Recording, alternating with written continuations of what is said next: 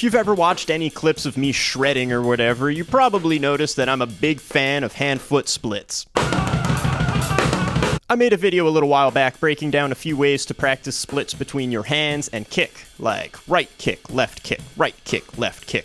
But more recently, I've been trying to build grooves around splits between my right hand and left foot. So instead of playing hand kick, we'll constantly alternate between only the right hand and left foot, ride cymbal and hi-hat stomps, and then build kick and snare patterns under that. Limb splitting in general is pretty taxing in terms of coordination and requires a lot of tedious practice to work up, but it sounds super cool, and that's a good enough reason to learn it. Start by alternating between just the ride and hi-hat foot as slowly as you need to in order to keep each stroke nice and even.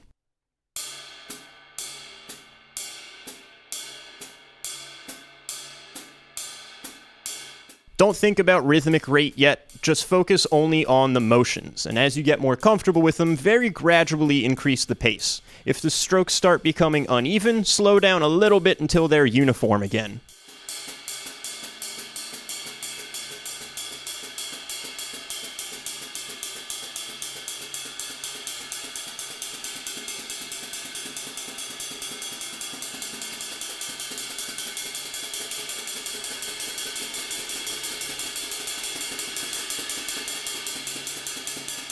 Next, we'll start using the cymbal splits in time. I'll turn on a metronome and we'll navigate between each rhythmic rate, starting at eighth notes and working up to 16th triplets, and then back down to eighths. So we'll have eighth notes into eighth triplets, into 16th notes, into quintuplets, into 16th triplets, and then back through each rate until we hit eighth notes again. And I'll play each rate for 2 measures before switching to the next.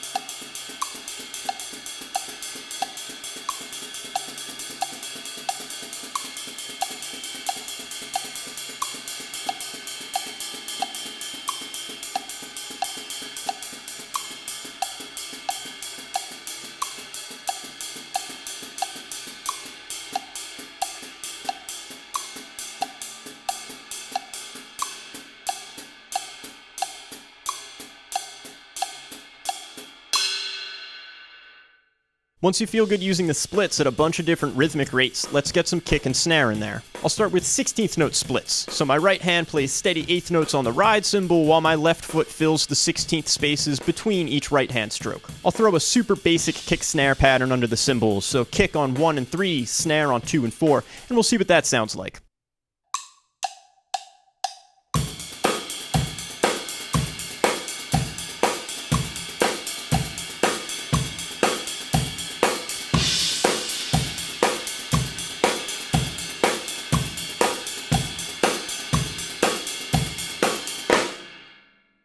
Alright, that's pretty cool, but it feels a little crammed to me. So let's try these 16th splits again, but with more of a halftime feel. So kick only on beat 1, snare only on beat 3. And I think that'll give everything a bit more breathing room.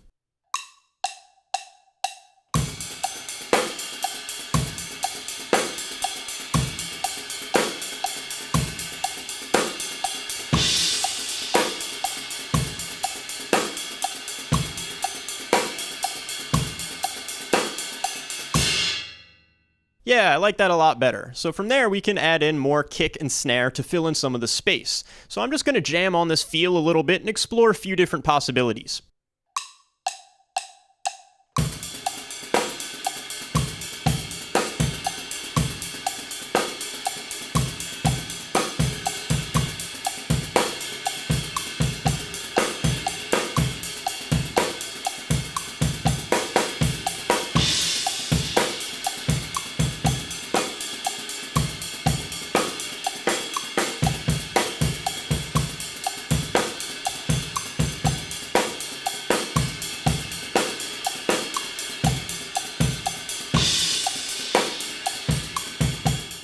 Let's apply the same concept to triplets. Doing so gives everything more of a 6/8 or a 12/8 feel, but I have it all transcribed as triplets for the sake of consistency. And same idea as before, I'll start with a basic halftime feel with kick only on 1, snare only on 3, and we'll build from there.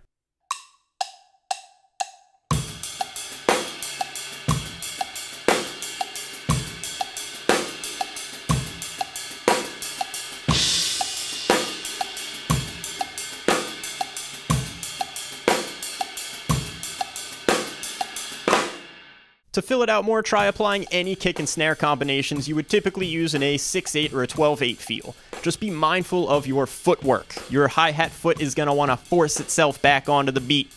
Don't let it happen.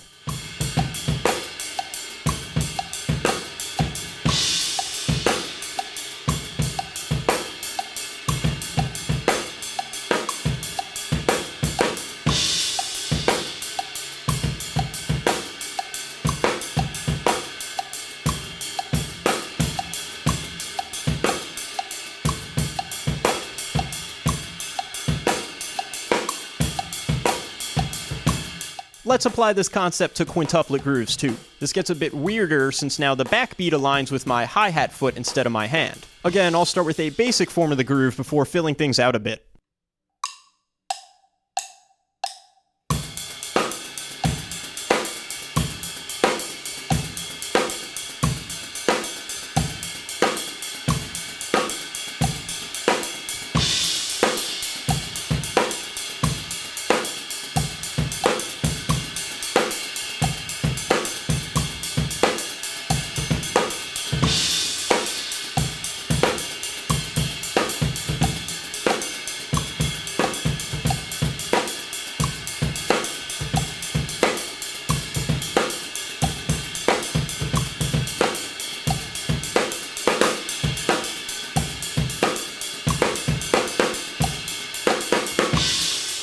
To really trip people out, you could switch rhythmic rates in the middle of a measure or in the middle of a phrase, which makes the time feel all nice and elastic.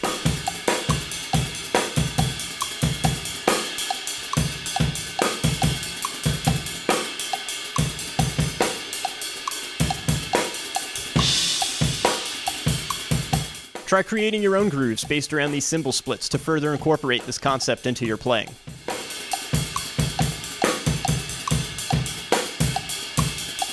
If you like what you saw in this video, check out my Patreon page. Your support grants you access to transcriptions for this video, as well as transcriptions for all my other lesson videos. And follow me on Instagram, @drummerhar, to see more videos of my playing. As always, thanks for watching, and see you next time. You know, when things don't have buttons, sometimes you don't know if you push them.